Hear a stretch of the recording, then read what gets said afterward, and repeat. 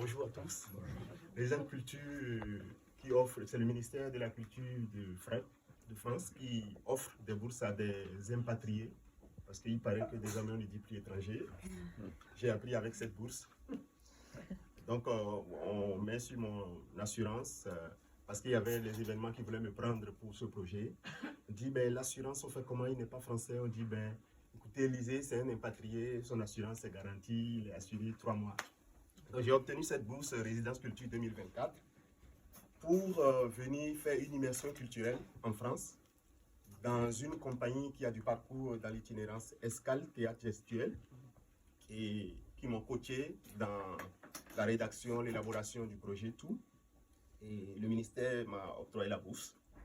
Je suis là depuis le 12 avril, je dois faire 3 mois, donc j'ai encore un peu de temps.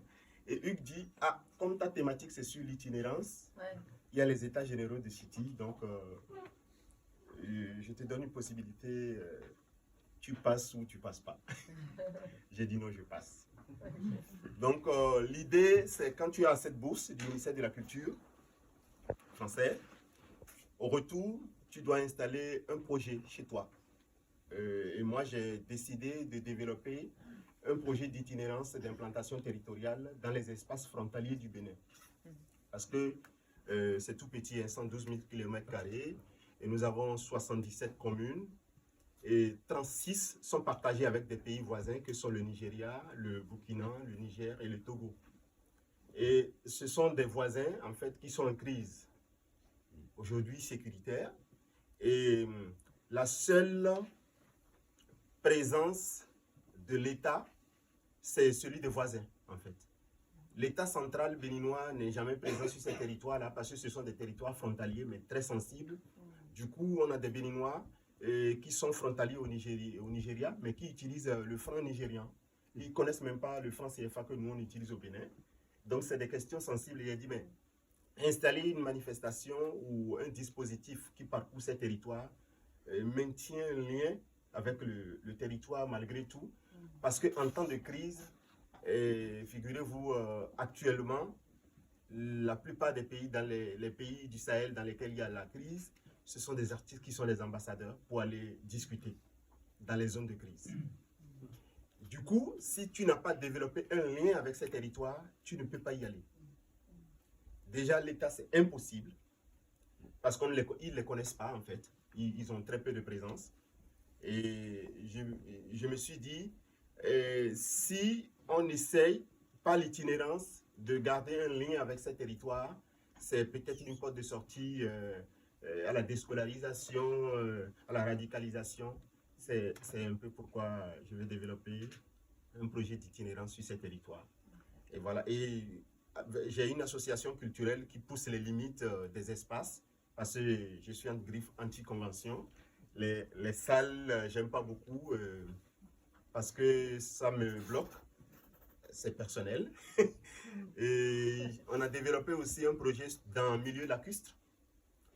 Et au Bénin, le village lacustre le plus réfuté du Bénin, le village d'Anvier, on a plusieurs zones lacustres comme ça où le territoire c'est que de l'eau, l'école est sur l'eau, le marché est sur l'eau, tout est sur l'eau parce que les habitations c'est sur pilotis et le marché pour tenir, les femmes viennent à pirogue, tout.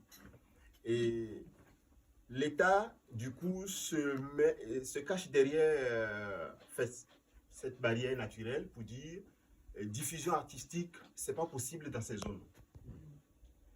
Et moi j'ai dit non, diffusion artistique on peut le faire.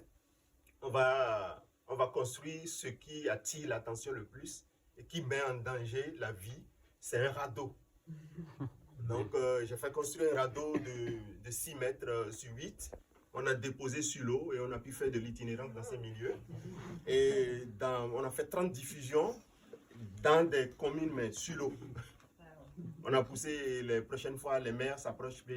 Est-ce que vous pensez que c'est assez sécurisé? J'ai dit, ben, la question n'est pas la sécurité. Nous, on veut jouer, en fait. Et donc, ceux qu'on a mis sur ce radeau savent nager. Donc, pour nous la question est évitée. Et il dit, non, ce serait mieux que les prochaines fois, peut-être, vous trouviez des pontons. Et comme ça, les pontons sont assez sécurisés. Et l'idée, c'est avec un dispositif frontalier comme celui que je vais mettre en place, si on a des pontons, ça permettra de mettre au service d'autres écoles. Parce que figurez-vous qu'il y a des élèves dans ces zones qui subissent le même programme scolaire d'éducation physique et sportive que des habitants qui vivent sur la Terre. Résultat, ils n'ont qu'un mois en fait pour apprendre ce qu'on appelle la vitesse, ce qu'on appelle l'endurance sur terre ferme, parce que de toutes les façons, l'épreuve est commune pour tous et généralisée en fait. On ne veut pas savoir si la personne vient d'une zone lacustre. Non, on lui fait passer une épreuve de vitesse sur terre ferme. Et ils ont un mois au moment où les habitants de la terre ferme ont passé 9 années scolaires et 9 mois d'années scolaires à apprendre à s'exercer. Du coup, si nous on a des pontons flottants, et après nos manifestations artistiques, de diffusion, tout, on met à disposition d'une école et ça devient leur terrain d'entraînement pour préparer leur examen. C'est des possibilités. Je trouve que l'itinérance permet de pousser les limites des espaces.